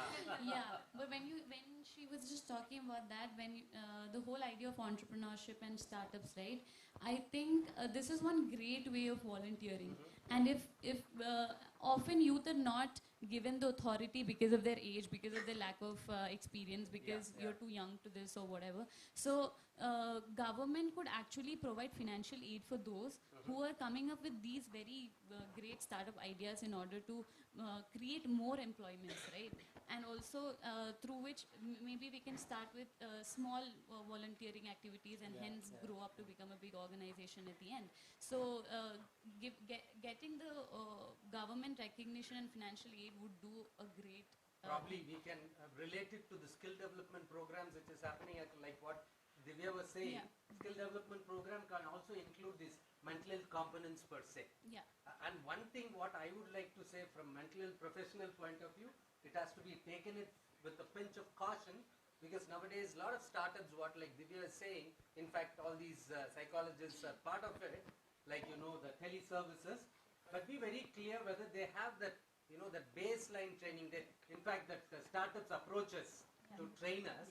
So even if you're part of that kind of volunteering initiative, make sure they have that base training rather than it is just a business model. That is also a business model. Even if it is a business model, we need to make sure a basic training, because in countries like Italy, there is something like, just listening. I can just call up some person, they can come to a restaurant, I can just talk to them, I can listen. They can talk to them, me, and I can listen. That's the process. But what is the levels and limits of mental health care at different levels is what as volunteers we also need to understand. Okay, thank you very much for sharing your experiences, your recommendations. I think it's exact 45 minutes. Now I'll give 5 more minutes for question and answers. Oh my God, okay. I'll take 4 questions because only 4 hands are raised. Okay. Probably I can, please, you can point out to whom the question is, then you can, Namaste everyone, I am Phalguni Bhatt and I am also an assistant professor at Maharani Lakshmi Ammani College, Malleshwaram. So I just want to add one point to what Guru sir said, that he said that the volunteerism is already there, but it has to be implemented in a proper way. So when I talk about NEP, because I'm a stakeholder of it, it's already implemented in Karnataka, and there is one component called as skill enhancement credit course, which is already supporting the volunteerism. So it's already in action. So my question is to Divya. This is my personal question, which I have to ask. I have been volunteering since my school days, but I have been finding that when I stand as a leader, I end up doing the work that I assign to fellow beings myself. So how do you manage in making others work when you head as a head for a volunteerism? That's my question. Yes, that's a really good question. Thank you, Falguni. So what it will not happen immediately. So what I have noticed, at least in my journey, is that you have to build that kind of community. You have to build that kind of sense of responsibility in them. Slowly, that will catalyze sustainable action. So what you start is basic. First, you start small at a very young age. If that is not possible, then you try to slowly bring that quality in them by small tasks. But I understand what you're saying, it's difficult.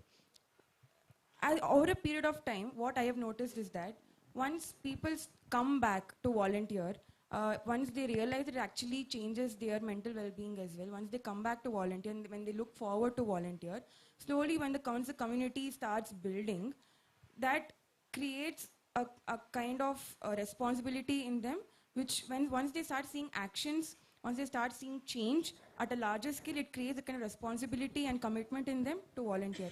But what you're saying is true, and the only thing for the only solution for that is to change at a very, at least start now at a very young age to the next generation, if you can't change the existing generation.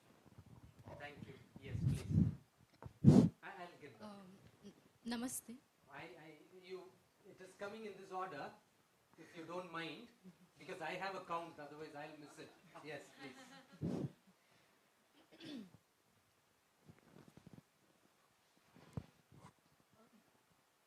Good afternoon, everyone. I'm Dr. Akshita.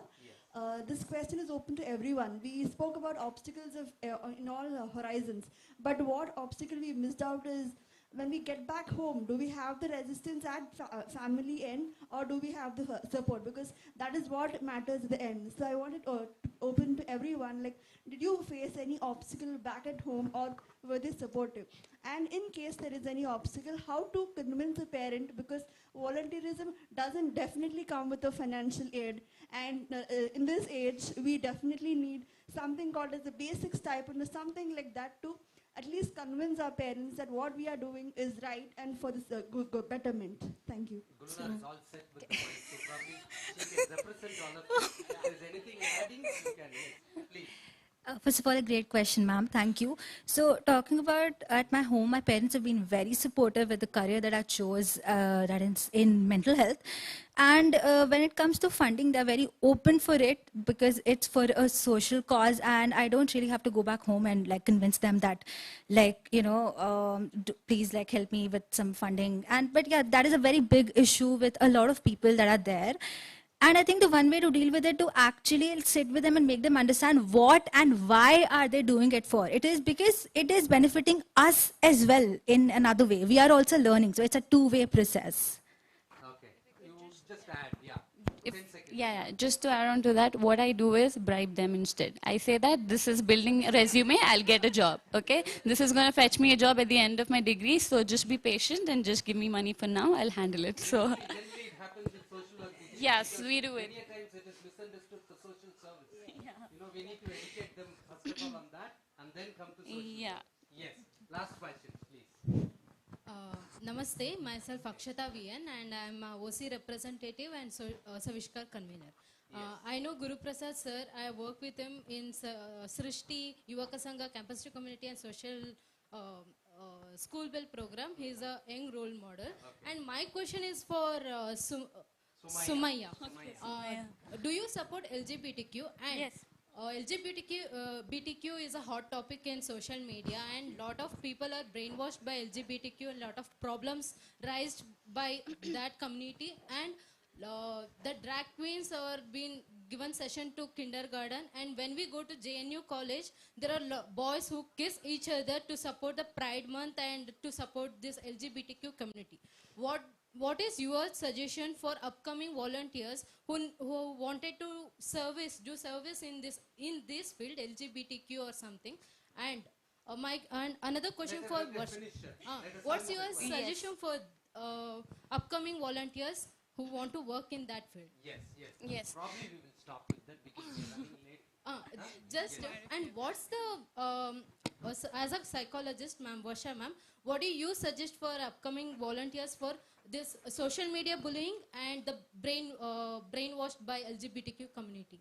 All right. Yeah. We probably we can start. Yeah, so you wanted to know how would we support the volunteer to continue regardless of the hate they get. Is that what it is? Regarding this LGBTQ Yes. or brainwashed by students, by other communities and all this things. Okay, like how can you be neutral when you are talking about LGBTQ when you're training some volunteers? Because I could see she used the word brainwash 5 times. Yeah. So maybe the other way is, how can you be neutral? Yeah. Or what is your experience in being neutral when you are, training volunteers in this particular area? Okay. One thing as an ally, there's two sides to it, right? As much as I can talk about advocating rights for them, I am an ally and there is a limitation to how much I can advocate for it.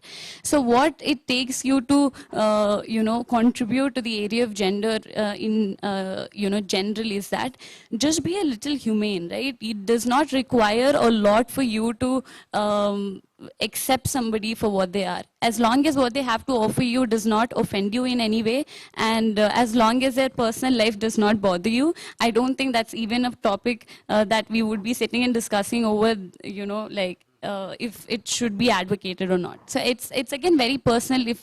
If you want to be an ally, be an ally. If not, then it's your choice. Yeah, it's your choice. But just don't spread hate. That would be one thing. Yeah. Thank you. Would you like to add? She asked for the psychology. So in psychology, what we are taught is to approach everyone with empathy, not sympathy. To not put our own biases on the person, to look at the person as they are. Whether you're supportive or not supportive of the LGBT community, you should look at them holistically as a human being first, regardless of anything else they identify as. And connection, human to human, is very important. I think dialogue is missing, and I think volunteer is a space where you open dialogue between the communities which don't have access to bigger platforms. So I think dialogue is very important, and having an open mind is very important. So thank you very much for your patient listening. I know this is the last but one session. I could see no one exited during the session per se. And thank you very much for your patient listening. Hope it was useful, all from youth leaders, from the field as such. Thank you all, the panelists, for sharing your beautiful and lovely experiences. Thank you for your patient listening. I end it here. Thank you very much. Thank you, guys. Thank you. That was the most interactive session I have seen throughout the day, I believe. Thank you so much, sir, and all the panelists for beautiful words and inputs. We'll move on to give the mementos. I would like to request Dr. Sripat Patil, who is associate.